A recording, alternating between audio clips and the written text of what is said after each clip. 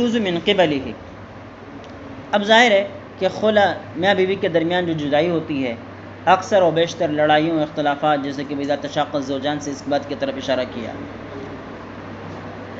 اب یہ لڑائی اختلافات، حق تلفی، نشوز، نافرمانی کبھی عورت کی طرف سے ہوتی ہے، کبھی شوہر کی طرف سے ہوتی ہے۔ عمومی طور پر یہ کہا جاتا ہے کہ نشوز کا لفظ عورت کی نافرمانی کے لیے استعمال ہوتا ہے، لیکن بعض اہل لغت کہتے ہیں کہ بھئی دونوں کی نافرمانی کے اوپر لفظ نشوز کا اطلاق ہو سکتا ہے، یعنی نافرمانی، حق تلفی اور حق کی ادائیگی میں کمی کوتاہی مرد کی طرف سے پائے جائے یا عورت کی طرف سے پائے جائے، دونوں کو نشوز کہا جاتا ہے۔ وَإِنْ كَانَ النُّشُوزُ مِنْ قِبَلِهِ، اب اگر یہ نافرمانی شوہر کی طرف سے ہو، يُكْرَهُ لَهُ أَن يَأْخُذَ مِنْهَا عِوَضًا، تو پھر اس کے لیے یہ بات مکروہ ہے کہ عورت سے اس طلاق کے بدلے میں یا خلع کے بدلے میں اسے مال لے لے۔ ایک تو خود اس کی اپنی کوتاہیاں ہیں، خود اپنی کمی ہے، حق تلفی کر رہا ہے، اور دوسرے جو ہے نا طلاق کے بدلے میں مال بھی وصول کر رہا ہے، تو یہ اس کے لیے مکروہ ہے۔ آج کل بہت سارے لوگ اس طرح ہیں، شادیاں کی، جا کے دوسرے ملک میں بیٹھ گئے، بیوی کے حقوق بھی ادا نہیں کر رہے ہیں، وجہ یہ کہ بہت بڑی مقدار میں مہر ادا کی ہے، اب عورت سے وصولی چاہتے ہیں، عورت سے وصولی چاہتے ہیں، عورت کو اس بات پر مجبور کرتے ہیں کس طریقے سے یہ خلع لینے پر مجبور ہو جائے، تاکہ جو کچھ اس کو دے دیا ہے وہ بھی واپس لے لے، اور اس درمیان میں جو بھی استمتاع عورت سے کیا ہے وہ فری میں ہو جائے، ٹھیک ہے؟ تو یہ بہت بڑا ظلم ہے۔ فرمایا کہ ان کان نشوز من قبلہ، اگر نشوز شوہر کی طرف سے ہو، یکرہ لہ ان یاخذ منہا عوضا، تو پھر اس کے لیے مکروہ ہے کہ عورت سے کوئی عوض لے لے، طلاق کے بدلے میں مال لے لے، لقولہ تعالی، اس لیے کہ اللہ تعالیٰ فرماتے ہیں وَإِنْ أَرَدْتُمُ اسْتِبْدَالَ الزَّوْجِ مَكَانَ زَوْجٍ، اور کیا ہے آگے، وَآتَيْتُمْ إِحْدَاهُنَّ قِنْطَارًا فَلَا تَأْخُذُوا مِنْهُ شَيْئًا، اگر تم ایک بیوی کے بدلے میں دوسری بیوی کو تبدیل کرنا چاہتے ہو، حال یہ ہو کہ تم نے ان میں سے کسی کو ڈھیر سارا مال دے دیا ہو، فَلَا تَأْخُذُوا مِنْهُ شَيْئًا، تو اس مال میں سے کچھ بھی نہ دو۔ یہ اشارہ ہے اس بات کی طرف کہ بعض لوگ دوسری عورتوں کو دیکھ لیتے ہیں، پھر دوسری شادی کا ارادہ کر لیتے ہیں، پہلی بیوی سے جان چھڑانے کی کوشش کرتے ہیں، لیکن ساتھ ساتھ یہ کہ اس کو طلاق بھی نہیں دیتے، تاکہ جو کچھ اس پہلی بیوی کو دیا ہے وہ اس سے وصول کر کے دوسری شادی میں اس کو خرچ کیا جائے اور دوسری عورت کے لیے مہر وغیرہ بنا لیا جائے۔ تو یہ بتلا دیا کہ دیکھیے یہاں نافرمانی خود شوہر کی طرف سے پائی جا رہی ہے کہ اس کے دل کے اندر دوسری تیسری شادی کا داعیہ پیدا ہو گیا ہے، لیکن جو ہدف بنا رہا ہے وہ عورت کو بنا رہا ہے۔ تو بتلایا کہ اس صورت میں فَلَا تَأْخُذُوا مِنْهُ شَيْئًا، جو مال تم نے دے دیا ہے ان میں سے کچھ بھی اس سے نہ لو۔ وَلِأَنَّهُ أَوْحَشَهَا بِالْإِسْتِبْدَالِ، دوسری بات یہ ہے کہ شوہر نے عورت کو استبدال کے ذریعے سے وحشت کے اندر ڈالا، نامانوسیت کے اندر ڈالا، فَلَا يَزِيدُ فِي وَحْشَتِهَا بِأَخْذِ الْمَالِ، اب مال لے کر اس کی وحشت کے اندر اضافہ نہ کریں، ایک تو اس کے حقوق ادا نہیں کر رہے ہیں، مجبور کر کے اس کو طلاق خلع کرنے پر آمادہ کر دیا، اب ساتھ ساتھ اسے مال بھی لے رہا ہے، تو یہ کیا ہے، گویا کہ ڈبل ٹینشن ہے، ڈبل تکلیف ہے، دوہری تکلیف دینا ہے، اس لیے اس سے منع کر دیا ہے۔ وَإِنْ كَانَ النُّشُوزُ مِنْهَا، اگر نشوز و نافرمانی عورت کی طرف سے پائے جائے، وہ شوہر کے حقوق ادا نہیں کرتی، یا میکے میں جا کر بیٹھ گئی ہے، شوہر کے گھر نہیں آتی، یا بچے نہیں پالتی وغیرہ وغیرہ، یا برائیوں کے اندر مبتلا ہے اور شوہر کی بات نہیں مانتی، کَرِهْنَا لَهُ أَن يَأْخُذَ مِنْهَا أَكْثَرَ مِمَّا أَعْطَاهَا، تو ایسی صورت میں ہم یہ مکروہ سمجھتے ہیں کہ شوہر نے جو کچھ بطور مہر کے دیا ہے اس سے زیادہ شوہر اس سے وصول کر لیں خلع کے بدلے میں، یہ مکروہ ہے، ہمارے نزدیک یہ کیا ہے، مکروہ ہے۔ بھائی بتلا دیے شروع میں کہ خلع وہ ازالے ملک ہے مال کے بدلے میں لفظ خلع کے ساتھ، لفظ خلع کے ساتھ۔ اب مال کا تعین نہیں ہے کہ جو مہر شوہر نے دیا ہے وہی واپس لے لے، یا اسے زیادہ لے لے، یا اسے کم کر کے لے لے، یا دوسری جنس کی چیز لے لے یا اسی جنس کی چیز لے لے، یہ کوئی تعین نہیں ہے، کم لے لے زیادہ لے لے، اس کا بھی کوئی تعین نہیں ہے۔ لیکن مناسب یہ ہے کہ بھئی جو دیا ہے وہی لے لیا جائے، اس سے اضافی نہ لیا جائے۔ بعض عورتیں ایسے ہوتی ہے کہ کچھ دن پہلے ایک آدمی آیا، اس نے کہا میری بیوی ایسی ہے ویسی ہے، بہت ساری باتیں بتا دی۔ کہتے اب میں اس سے خلا، وہ خود مطالبہ کر رہی ہے تو میں اس کو خلا دینا چاہتا ہوں، لیکن کیا میں اضافی مال بھی وصول کر سکتا ہوں اس سے؟ تو میں نے کہا کیا کرتی ہے؟ تو کہنے لگے کہ بہت برائیاں ہیں اس کے اندر، ہمارے گھر کو بدنام کیا، دوسرے لوگوں کے ساتھ اس کے ناجائز تعلقات گھر پر لے کر آتی ہے، تو اب اس عورت کو خلا ہی دے دیا جائے۔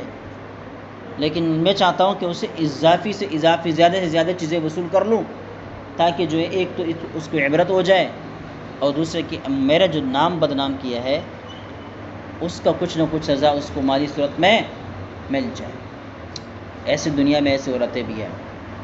بہرحال احناف کا یہ مسلک ہے کہ بھائی ٹھیک ہے، نشوز اگرچہ عورت کی طرف سے پایا جاتا ہے اور نافرمانی عورت کی طرف سے پایا جاتا ہے، اور فی نفس ہی زیادہ لینا جائز بھی ہے، لیکن کراہیت سے خالی نہیں ہے۔ وفی روایت جامع الصغیر، جامع الصغیر کی روایت کے اندر ہے تاب الفضل ایضا، زیادہ لینا بھی جائز ہے، لاطلاق ما تلون بدءا، اس لیے کہ وہ مطلق ہے جو ہم نے شروع میں ذکر کر دیا، وہ شروع میں جو ہم نے تلاوت فی مفتدت بھی، فی مفتدت بھی، جو فدیہ ادا کر لیں جان چھڑانے کے لیے، اب وہاں پر کم اور زیادہ کا کوئی ذکر نہیں ہے، یہ ذکر نہیں ہے کہ پہلے مال پر کر لے دوسرے مال پر کر لے، اس کا بھی کوئی ذکر نہیں ہے، لہذا گویا کہ وہ لے سکتی ہے، گویا کہ شوہر زیادہ بھی لے سکتا ہے۔ ووجہ الاخری، دوسری روایت کی وجہ قول علیہ السلام، نبی پاک صلی اللہ علیہ وسلم کا یہ ارشاد مبارک ہے، فی امرأۃ ثابت بن قیس بن شماس، ثابت بن قیس بن شماس کی بیوی جمیلہ اس کا نام تھا، یہ ثابت بن قیس بن شماس نے اس کے ساتھ شادی کی تھی ایک باغ کے بدلے میں، اب یہ خلا لینا چاہتی تھی، اور نافرمانی و نشوز بھی عورت ہی کی طرف سے تھا۔ تو صلی اللہ علیہ وسلم نے ان سے یہ کہا کہ آپ نے جو بطور مہر کے باغ لے لیا ہے اس کو واپس کر دو گی؟ تو اس نے کیا کہا؟ اس نے کہا کہ میں وہ بھی واپس کر دوں گی، اور اگر یہ اضافی چاہتا ہے تو میں اضافی مال بھی دے دوں گی، لیکن بس جدائی ہونی چاہیے۔ کیا ہونی چاہیے؟ جدائی ہونی چاہیے۔ تو آپ صلی اللہ علیہ وسلم نے فرمایا کہ جو باغ لے لیا تھا تم نے وہ واپس کر دو، اما زیادہ فلا، جو زیادتی ہے وہ نہیں۔ وقت کا نشوز منہا، جبکہ نشوز عورت ہی کی طرف سے تھا، تو پتہ چلا کہ اضافی لینا یہ کراہیت سے خالی نہیں ہے۔ ولو اخذ زیادہ جاز فی القضاء، اگر زیادہ لے لیا تو قضاءً جائز ہے، قضاءً جائز ہے۔ قضاءً جائز ہونے کا مطلب یہ ہوتا ہے کہ وہ شوہر سے واپس نہیں لیا جا سکتا، بس اس نے لے لیا، وہ اس کا مالک بن گیا، اس کے لیے مناسب نہیں تھا، اس کے لیے جو ہے کراہیت سے یہ بات خالی نہیں تھی، لیکن جب اس نے لے لیا تو وہ مالک بن گیا، اب کس طریقے سے اسے واپس مطالبہ کر کے نہیں لیا جا سکتا، یہی اس کا مطلب ہے۔ وَكَذَلِكَ إِذَا أَخَذَ، اس طرح مال لے لے، وَالنُّشُوزُ مِنْهُ، جب کہ نشوز شوہری کی طرف سے ہو، اوپر ذکر ہوا وَإِنْ كَانَ النُّشُوزُ مِنْ قِبَلِ يُكْرَهُ لَهُ أَنْ يَأْخُذَ مِنْهَا عِوَضًا، اوپر مسئلہ ذکر ہوا کہ نافرمانی حق تلفی شوہر کی طرف سے ہو، عورت کو خلا پر آمادہ کرنے کی کوشش کر رہا ہے مجبور کر کے تاکہ وہ خلا لے لے اور میں اسے پیسے دے دوں، تو اوپر ذکر ہوا کہ اس طرح کرنا مکروہ ہے، اس طرح کرنا کیا ہے؟ مکروہ ہے۔ لیکن اگر شوہر نے مال لے لیا تو اس کا ہو جائے گا قضاءً، درست ہوگا، قضاءً کیا ہوگا؟ درست ہوگا، شوہر سے وہ مال واپس نہیں لیا جائے گا۔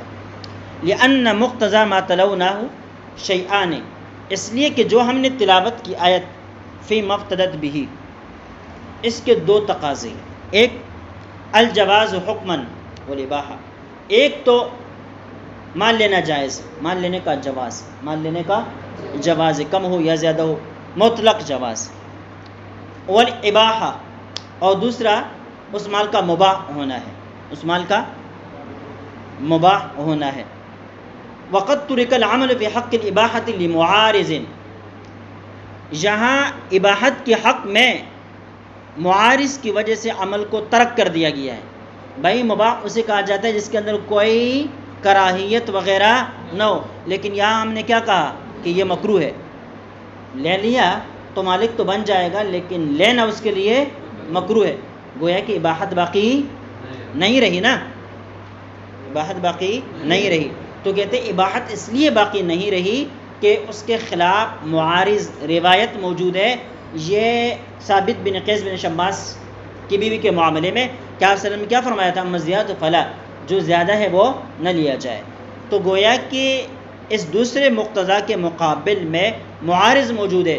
اس معارض کی موجود ہونے کی وجہ سے ہم کہتے ہیں کہ اباحت باقی نہیں رہی، زیادہ لینا یہ مباح نہیں رہا بلکہ اس کے اندر کراہیت آ گئی.